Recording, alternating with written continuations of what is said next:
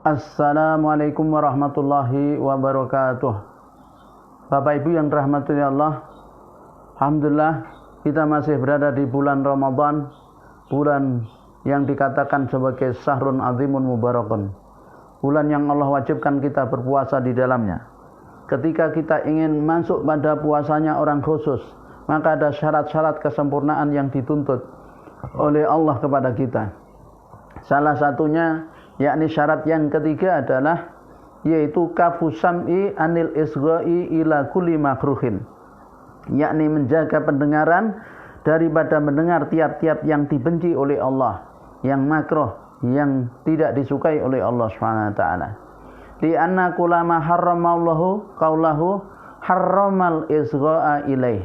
Karena sesungguhnya setiap perkara yang haram kita mengucapkannya, maka sesungguhnya haram pula kita mendengarkannya. Walidzalika sawallahu ta'ala bainal mustami'i wa aklis suhti. Maka Allah Subhanahu wa taala samakan antara orang yang dia itu mendengar, yaitu orang yang dia mendengar, dengan orang yang makan dengan sesuatu yang haram.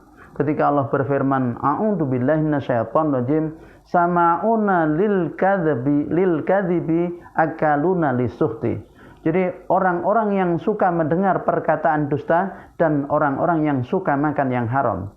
Maka Bapak Ibu yang dirahmati Allah, mendengarkan kata-kata yang haram untuk diucapkan adalah haram juga.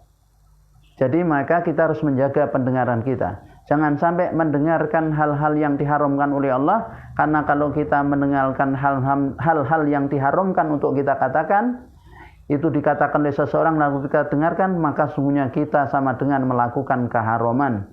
Allah samakan di ayat ini bahwa orang yang mendengar perkataan dusta seperti orang yang makan harta yang haram. Oleh karena itu, puasanya orang yang khusus disyaratkan dia menjaga pendengarannya dari hal-hal yang dibenci oleh Allah Subhanahu wa taala. Juga karena Allah Subhanahu wa taala berfirman, a'udzu billahi minasyaitonir rajim, laula yanhahumur rabbaniyuna wal ahbaru an qaulihimul itsma wa aqimus suhta. Laula, mengapa tidak yanhahum, mencegah mereka, ar-rabbaniyu, tokoh-tokoh agama mereka, al-ahbaru, pendeta-pendeta mereka, an qaulihimul itsma, dari mengatakan perkataan dosa, wa aqimus suhta, dan dari memakan harta yang haram. Maka Bapak Ibu, as-sukutu alal ghibah haramun. Kita berdiam diri kalau melihat, mendengar orang ghibah maka haram. Jadi kalau ada orang ghibah, orang yang membicarakan keburukan orang lain, sementara kita dengar orang itu sedang membicarakan keburukan orang lain, kok kita diam, itu melakukan keharaman. Kita ikut mendengar, maka kita sama dengan ikut membicarakan. Maka Bapak Ibu, jaga pendengaran kita. Jangan sampai mendengar hal-hal yang dibenci oleh Allah Subhanahu wa taala. Wa qala aidan, dan juga Allah Subhanahu wa taala berfirman, innakum idzam misluhum. Sesungguhnya kalian kalau begitu adalah termasuk mereka. Jadi kalau misalnya kita ikut mendengar perkataan yang haram untuk didengar, untuk dibicarakan, maka kita sama dengan mereka. Kalau begitu, yang kita harus lakukan, kalau kita mendengar orang melakukan ghibah, maka kita harus nahi mungkar. Kita harus melakukan pencegahan, menasihati orang tersebut untuk berhenti dari perkataannya. Walidzalika qala sallallahu alaihi wasallam. Oleh karena itu Rasulullah SAW bersabda, al-mu'tabu wal mustami'u syarikani fil ismi, yaitu al-mughdabu, orang yang ghibah, wal mustami'u, dan orang yang mendengarkan orang ghibah, syarikani fil ismi, berserikat dalam hal dosa.